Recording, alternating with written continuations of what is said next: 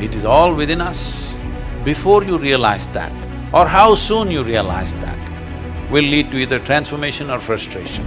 It may be just momentary for a whole lot of people, because people will feel terrified. You will see they were struggling in pain, this, that was happening. A few are bewildered, what's happening? Because they never thought this will happen to them.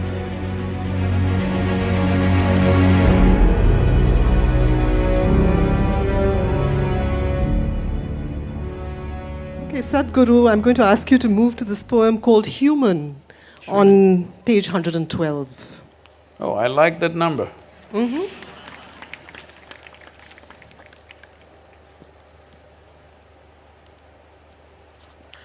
One, one, two. Human. Human. Even when at home, I longed for home, searing pain of longing for home, strangely got cured in being homeless. When the walls of home dissolved, a pristine home, unwalled and unfettered, devoid of love, affection or companions blossomed, shall I call it my being?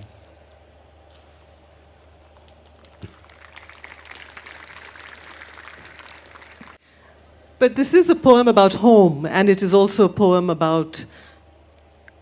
It's a poem about a kind of homesickness, and then it's a poem about a kind of homelessness, and then it's a poem about homecoming.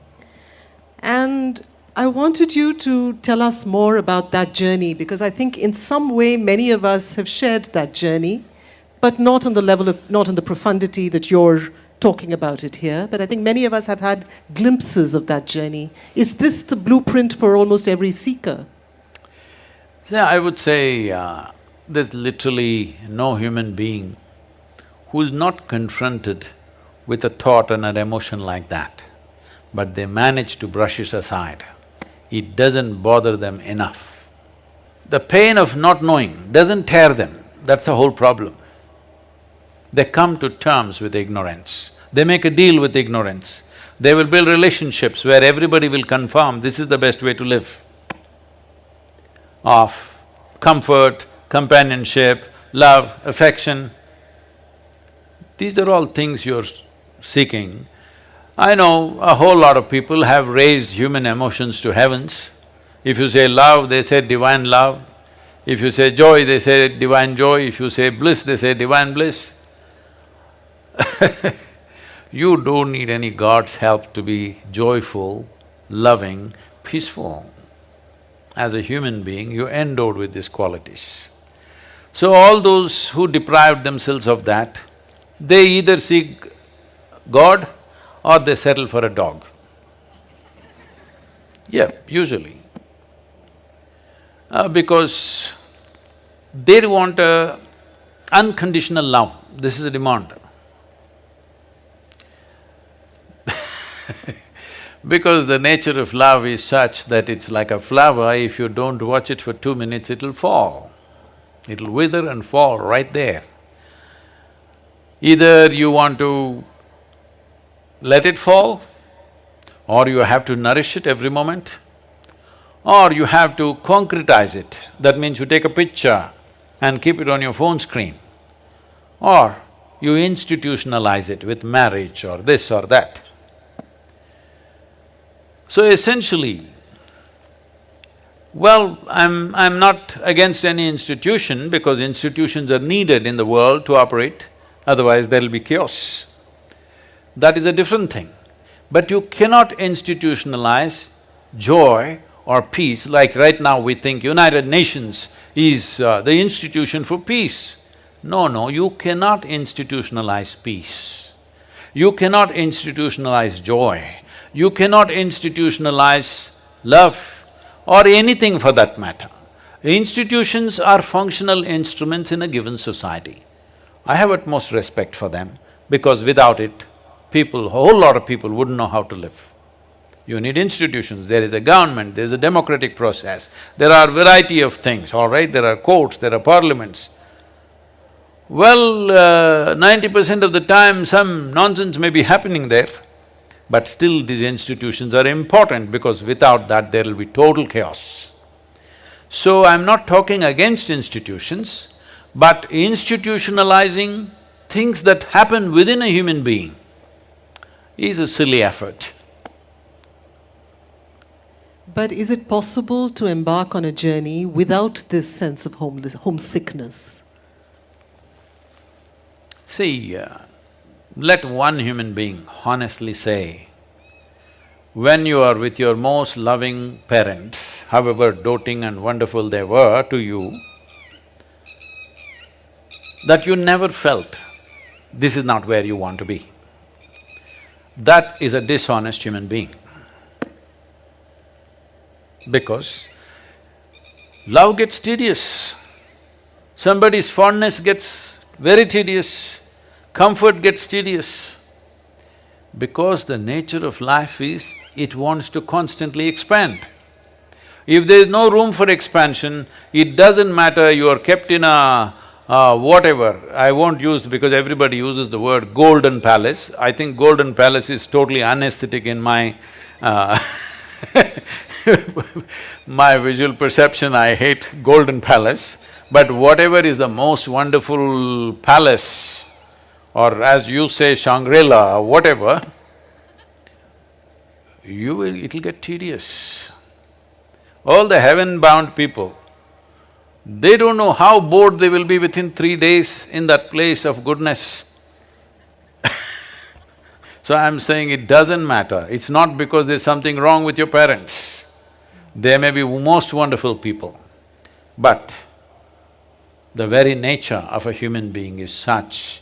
Only if you are a pet animal, if you have reduced yourself to that, you're just happy with the meals that you're getting and somebody is fondling you once in a way and you're happy with that. For that you must be a pet animal, you should not be born as a human being. Once you're born as a human being, it is natural wanting to break barriers. So when you're young as a child or a teenager, you think barriers means they're all physical. Before you understand, the barriers are not really physical. Whether you build your own house or you live in your parents' house or you live in a slave master's house, the house and walls are not the barrier. It is all within us. Before you realize that, or how soon you realize that, will lead to either transformation or frustration. And this homelessness, this whole phase of vagabondage, of being a nomad, you have poems about being a nomad. Is that also an intrinsic part of every seeker's journey? See, do not separate seekers and non-seekers, everybody is a seeker. Some quickly compromise, some endure. There is nobody who is not a seeker. Some seek and forage within their own limitations, some want to seek, some seek in a safe manner, some seek dangerously. But there is nobody who is not a seeker, everybody is a seeker. And therefore this period of homelessness or vagabondage is universal? It may not be a period for everybody, it may be just momentary for a whole lot of people, because people will feel terrified when they feel, if they just look at it and see actually, just the nature of life.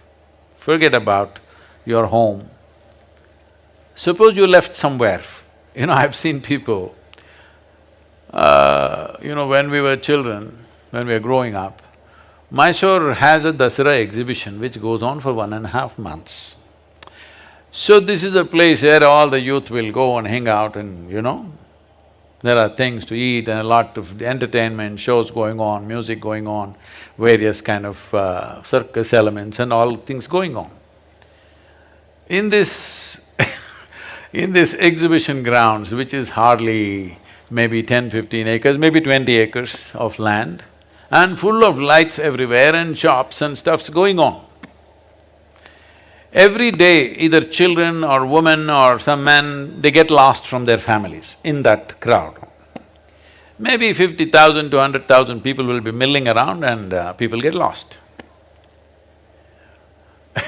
All the time when the music show is happening, one policeman will announce, there is a child here by name Vikram, his father's name is this thing, his mother's name is this thing, he is crying here, come immediately. Hey, God damn it, we came to listen to music. If you brought a child, figure out how to hold on to you. If you don't figure that out, ask him to come and wait at the gate and pick him up there. Nothing is going to happen, all right?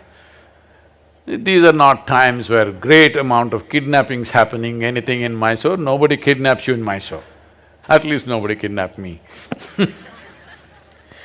So, this ridiculous thing, and grown-up women, they're lost from their husband or their family, bah, crying in the middle of the road, bah, bah. It's a well-lit place, the whole damn place is overlit, all right? There were no phones, that was the only thing. All you have to do is go near the gate and wait, or if you're a car or a motorcycle, go and wait there, or just stand there. Let's see if your man wants to find you or not. I'm saying they will be… Even men, I have seen grown-up men crying loudly because their wife or their child had gone somewhere. Unbelievable. So this sense of being lost, nothing, you don't have to drop them in the middle of Kalahari or something. In Mysore, Dasara exhibition I know Mysore people will be listening and say, how can Sadhguru speak like this? Does he know the pain of getting lost in Dasara exhibition? I'm saying this is how people are. I've seen people in the jungles when some of my friends came with me, in the forest, not even deep inside, just in the borders of the forest. Somewhere they go here, there and they get lost. They're just few meters away somewhere and they can't see us. Bah! They start crying. Grown-up boys. I've been lost in the forest for days and weeks. Don't know where the hell I'm going. I know if I keep walking some road, something will come. Because I know how wide Western Ghats are. At the most 150, 200 kilometers if I walk, I will come to the coast or to some city. But in the meantime, you should see how people behave. Because for them, nothing big needs to happen. Smallest things, if they lose their wallet, psst.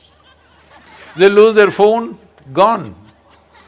Everything is gone, all right?